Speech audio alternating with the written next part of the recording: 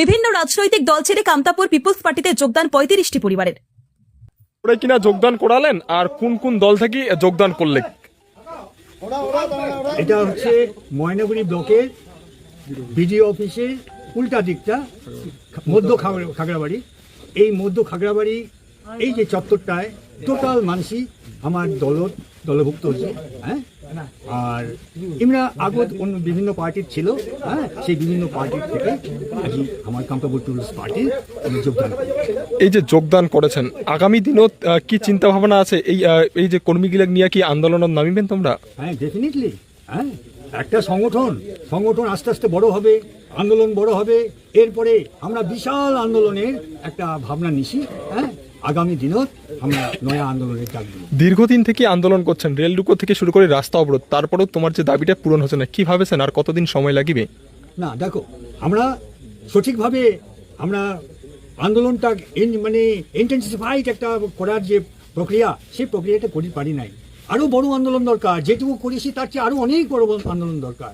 সেই জন্য আমরা হয়তো সাকসেস হওয়ার পারি নাই।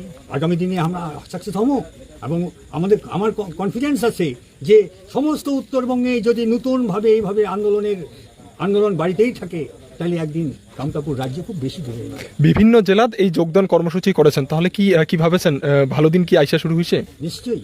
হ্যাঁ, ভালো দিন আসিবে কে? হ্যাঁ, আসতে বাধ্য। এবং আমার যে এই যে নিউ জেনারেশনের যে ভাবনা এবং আগে আসা, পার্টিতে যোগদান করা, নেতৃত্ব দেওয়া, এগুলার জন্য আমরা খুব আশাবাদী যে আগামী দিনও আমরা খুব একটা দূরত নাই। এই যে একের পর এক দেখা যাচ্ছে যুব সমাজ আগে এসেছে, তাহলে কি ভাবেছেন ইমাক দিয়া কি আন্দোলন কি সহজ হবে? নিশ্চয়ই। এমরা হচ্ছে আমার একটা শক্তি, যুব শক্তি সারা পৃথিবী রুল করে। হ্যাঁ, এবং এটিও উত্তরবঙ্গ সমস্ত যদি যুব সমাজ আগে এসে, তাহলে এটি আমরা সাকসেস হব। ধন্যবাদ। এরপর এক যুব সমাজ আগে এসেছে, যোগদান কর্মসূচি তোমরা চালিয়ে যাচ্ছেন, আগামী দিনত কি চিন্তা ভাবনা আছে তোমার? দেখো, সর্বপ্রথম আমি তোমাকে একটা বিষয়ে কথা, যে এটাকার যে মাটি আছে, এটাকার যে টেরিটরি আছে, এই টেরিটরিটা অনেক ইম্পর্টেন্ট।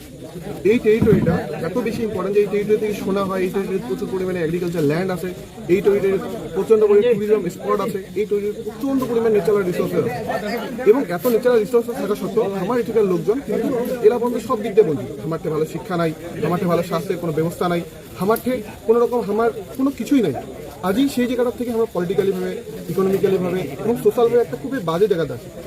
আজই আমার যুব সমাজ, আমার লোক, আমার এটাকার কান্তাপুরবাসী যতলা মানসি আছে, এই মানসিরা আজই আমরা একে অপরে হাত রাখি, আমরা সামনের দিকে দেখা যাচ্ছি। আর আমার আসল উদ্দেশ্য হতে যে আমার জাতি মেডির টানে, আমার এটিকার লোকজনের টানে আমরা যাতে এই আন্দোলন, এই কান্তাপুর যে আন্দোলনটা আছে আমরা করেছি, এই আন্দোলন আজকাল নয়, এই আন্দোলন প্রায় 30 বছরের বেশি বয়সের আন্দোলন।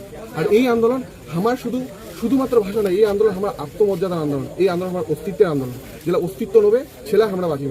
আর আমার অস্তিত্বের জন্য আমার ভাষা থেকে শুরু করে আমার পৃথক রাজ্য সমস্ত কিছু দরকার। এবং এই যে কান্তাপুর রাজ্য, এটা কিন্তু একটা সেপারেট রাজ্য ছিল।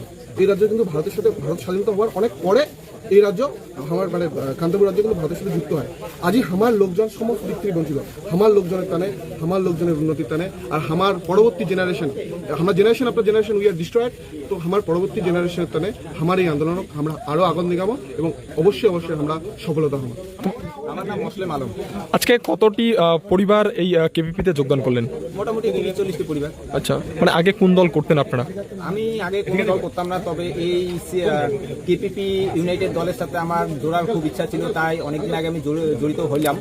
আর এখন আমি কেপিপিতে একদম ফ্রিডমলি, একদম লিবারিটি ভাবে একদম চলে আসলাম। সাথে সাথে আমার বন্ধু বান্ধব এবং বন্ধু মহলকে সাথে নিয়ে আসলাম।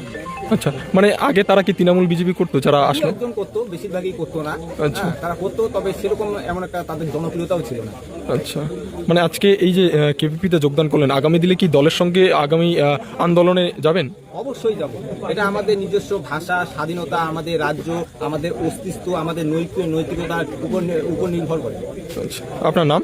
মুসলিম আলম। এই জায়গাটার নাম? মধ্য খাগড়াবাড়ি।